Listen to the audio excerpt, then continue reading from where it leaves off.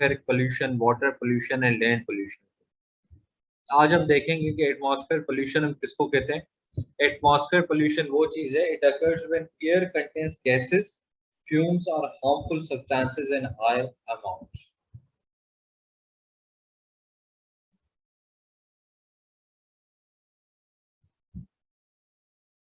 इसमें सिंपल है, atmospheric pollution क्या होती है। एटमॉस्फेरिक पोल्यूशन में हमारी मेन चीज क्या होती है, एयर होती है और दूसरी क्या होती है, गैसेस होती है। जब हमारी एयर जो है उसमें different gases, harmful gases, fumes और हार्मफुल सब्सटेंसेस एक ह्यूज अमाउंट में, हाई अमाउंट में आ जाती है, तो वो एक अख्तियार कर लेती है, पोल्यूशन की शक्ल अख्तियार कर लेती है, जिसको फिर हम एयर पोल्यूशन भी कहते हैं या एटमॉस्फेरिक पोल्यूशन भी कहते हैं। अब पोल्यूटेंट्स आपके दो टाइप्स के होते हैं, एक प्राइमरी पोल्यूटेंट है, एक सेकेंडरी पोल्यूटेंट है। इसको आप ऐसे देख लें कि प्राइमरी पोल्यूटेंट वो है कि एक सिंगल, यानी कि एक पोल्यूटेंट रिलीज हो रहा है या सिंगल गैस रिलीज हो रही है विदाउट एनी केमिकल रिएक्शन, यानी कार्बन डाइऑक्साइड डायरेक्ट गैस है वो रिलीज हो रही है, it is a primary pollutant. ठीक है, मगर on the other and secondary pollutant इसको हो रही है कि दो चीजें मिलके एक कोई कंपाउंड बना रही है, यानी कि यहाँ पे क्या एलिमेंट्स है, यहाँ पे कंपाउंड की शक्ल अख्तियार करके या केमिकल रिएक्शन की शक्ल अख्तियार करके जो आगे जाके हमें मिल रहा है, कंपाउंड मिल रहा है, वो सेकेंडरी पोल्यूटेंट है बेसिकली।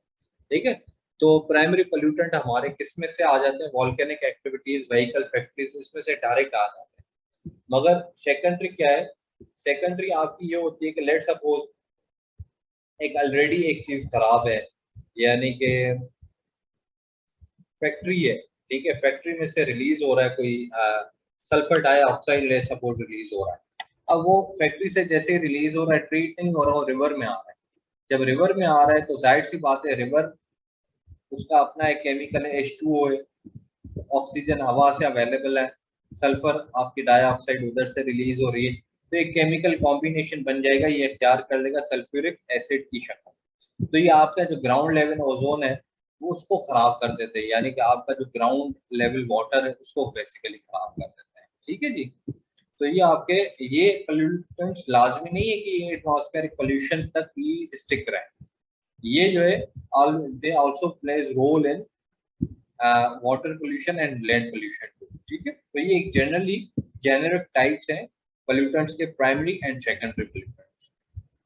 अब आप सिंपल इनका ये है कि primary without any chemical reaction, secondary with chemical reaction.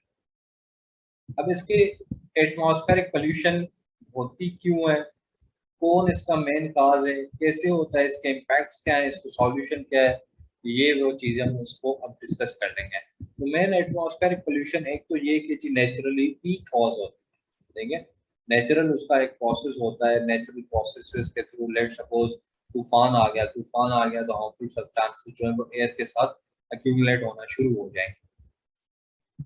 ठीक है, मगर ऑन द अदर आजकल की जो एटमॉस्फेरिक पोल्यूशन है वो जो होती है, नेचुरल प्रोसेस जो होता है वो सस्टेनेबल होता है, वो होता है फिर कुदरती तौर पे वो ठीक भी हो जाता है, एक प्रोसेस होता है जब इम्बैलेंसेस क्रिएट होते हैं टू क्रिएट फर्दर बैलेंसेस।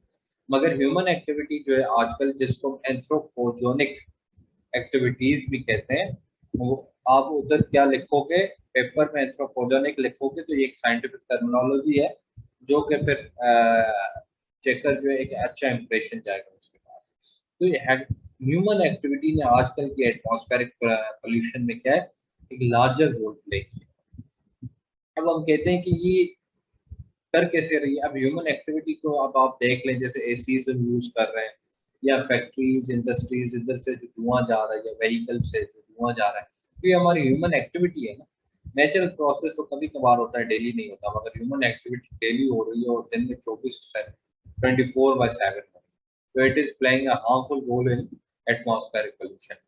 तो ये बेसिकली क्या करती है, हमारे हेल्थ सिस्टम को, हेल्थ सिस्टम में दो चीजें आ जाती हैं, रेस्पिरेटरी सिस्टम यानी कि ब्रेथ इश्यूज हो जाते हैं, सांस लेने के मसाइल हो जाते हैं, देन आपका कार्डियोवास्कुलर, दिल के अमराज इससे ज्यादा से ज्यादा क्रिएट होता है। अब ये एक रिपोर्ट है, अब आप उस रिपोर्ट को चाहें तो कोट कर सकते हैं, याद पड़ रही है तो अच्छी चीज है, पेपर में एक अच्छा इंप्रेशन जाएगा। ठीक है, आप मोस्टली पूछते हो ना कि जी कैसे पेपर को डिफरेंशिएट किया जाए, कैसे कॉन्टेक्चुअल हवाले से उसको लिखा जाए। तो जब आप कॉन्टेक्चुअल कोई चीज़ आ रही है, जैसे एटमॉस्फेरिक पोल्यूशन है, तो उसके कॉन्टेक्स्ट में अगर आपके पास कोई रिपोर्ट वगैरह अवेलेबल है, कोई डेटा अवेलेबल है, तो आप उधर कोट कर लो। कोट करोगे तो आप अच्छी एक वो इम्प्रेशन जाए। ठीक है जी। तो ओवरऑल एयर पोल्यूशन जो है, ये भी एक और रिपोर्ट है कि एयर पोल्यूशन ओवरऑल जो है सालाना आपकी 7 मिलियन डेथ का कॉज है basically, and it is the single largest environmental health risk.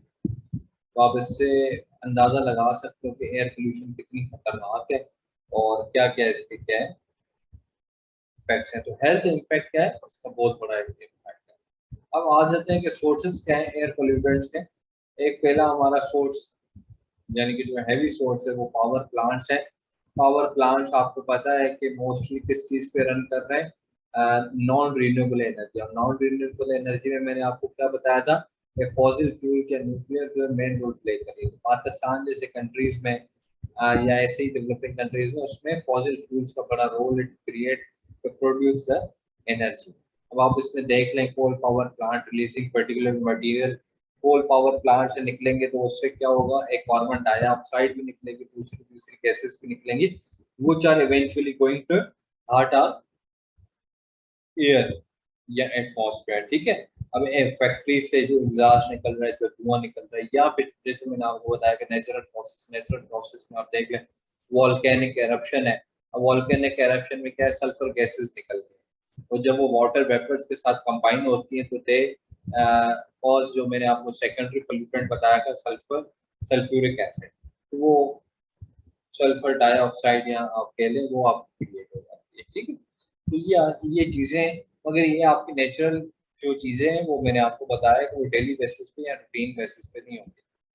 जो मेन हार्म किया है वो हमने हार्म किया हुआ है, इंसानों ने नुकसान पहुंचा हुआ है। फॉरेस्ट फायर जो आपकी लग जाती है, कभी वाइल्ड फायर लग जाती है, या ये भी एंथ्रोपोजेनिक हरकतों की वजह से, एक्टिविटीज की वजह से होता है। ये कार्बन डाइऑक्साइड क्रिएट करती है अंदर ग्रीन हाउस। अच्छा, आजकल जो प्रोमिनेंट है, जो फूड सिक्योरिटी के लिए भी जाहिर सी बात है, हमें इतनी जो पॉपुलेशन होगी, पॉपुलेशन के लिए फूड सिक्योरिटी चाहिए। फूड सिक्योरिटी के लिए ultimately we have to go towards the agriculture activities. अब एग्रीकल्चर एक्टिविटीज में क्या होता है, हम फर्टिलाइजर्स यूज करते हैं, पेस्टिसाइड्स वगैरह यूज कर सकते हैं। ठीक है। तो अमोनिया फिर क्या है, एक रिलीज होती है गैस है ammonia basically from heavy fertilised fields and livestock waste. ये एक बहुत बड़ा चैलेंज है हमारे लिए और हमारे एटमॉस्फेयर के लिए। ये बड़ा बहुत हाई लेवल पे कंट्रीब्यूट करती है उसमें, एटमॉस्फेरिक पोल्यूशन में या एयर पोल्यूशन जिसमें। ठीक है।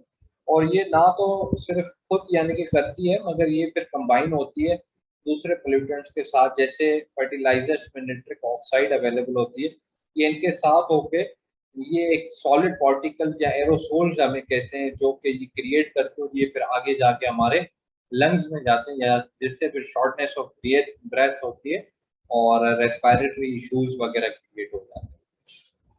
अब हम आ जाते हैं कि इफेक्ट्स क्या है एयर पोल्यूशन के, वही मेनली रेस्पिरेटरी, लंग कैंसर। ठीक है। और एयर पोल्यूशन के नतीजे में फिर क्या होता है, एसिड रेन होता है। एसिड रेन के नतीजे में फिर कैंसर वगैरह जो है रैपिड, आजकल जो कैंसर की आपने देखी होंगी जो बीमारियां हो रही हैं, तो जो रेनिंग हो रही है वो रेनिंग प्योर रेनिंग नहीं हो रही। मोस्टली काफी जगहों पे क्या हो रही है, एसिड रेनिंग हो रही है, जो कि आगे जाके आपके स्किन इश्यूज और स्किन कैंसर या लंग कैंसर वगैरह में कंट्रीब्यूट कर रही है चीजें। ठीक है। सॉल्यूशंस क्या है इसके, और सॉल्यूशन सिंपल है, मुझे अगर इंसान इसके ऊपर अमल करना चाहे तो। ठीक है। पब्लिक ट्रांसपोर्ट आप यूज करें। पब्लिक ट्रांसपोर्ट यूज करने से क्या होगा कि जी आप इसमें आप व्हीकल्स वगैरह का यूसेज कम होगा। व्हीकल्स का यूसेज कम होगा तो ऑब्वियसली फॉसिल फ्यूल जो आपकी पेट्रोकेमिकल्स बर्न हो रहे हैं वो आपके कम बर्न होंगे।